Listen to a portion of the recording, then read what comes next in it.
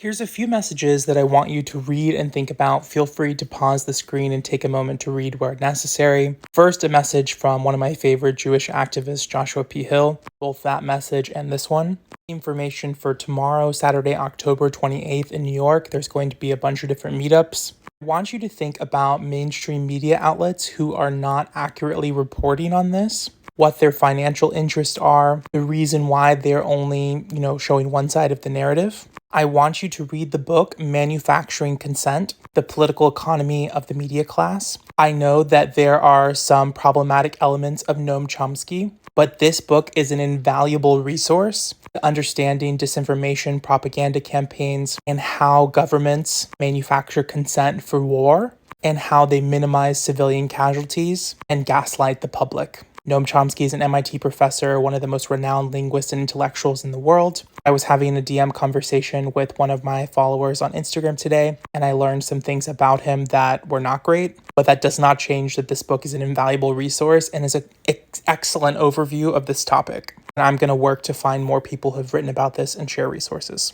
I also want you to think critically about which politicians, keep a record of which politicians vocally stood against what is happening right now, who called for a ceasefire and when. And I want you to not let people get away with pretending they were on the right side of history when in actuality their votes were for warmongering and violence. Our goal is a ceasefire now to end this genocide, but we need to hold lawmakers, ambassadors, any elected official or unelected official of any representative body accountable for their actions, their voting history, and not let them sanitize their past record or misrepresent themselves with false statements that don't accurately represent legislative and voting history. I want you to pause the screen, read this, take a minute to think about how history often repeats itself, and more accurately, history doesn't repeat itself, it rhymes.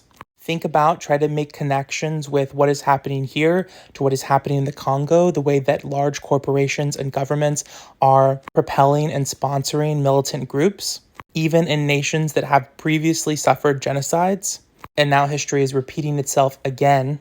Ask yourself, why does that happen? What are the patterns? What can I look for what politicians, what governments, and what media organizations do to perpetrate propaganda?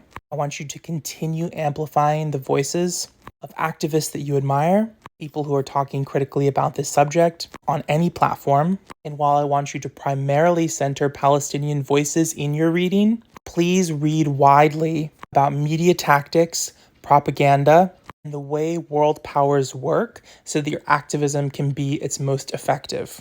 Noam Chomsky specifically has been a tireless advocate of anti-war, advocate for the Palestinian people. He was vocally against the wars in Vietnam, Iraq, and Afghanistan. 5 of his books are currently free on Audible. If you have a membership, you can just add them to your library. You don't have to use a credit or spend any money. He is he's literally a genius. He's won the Guggenheim Fellowship.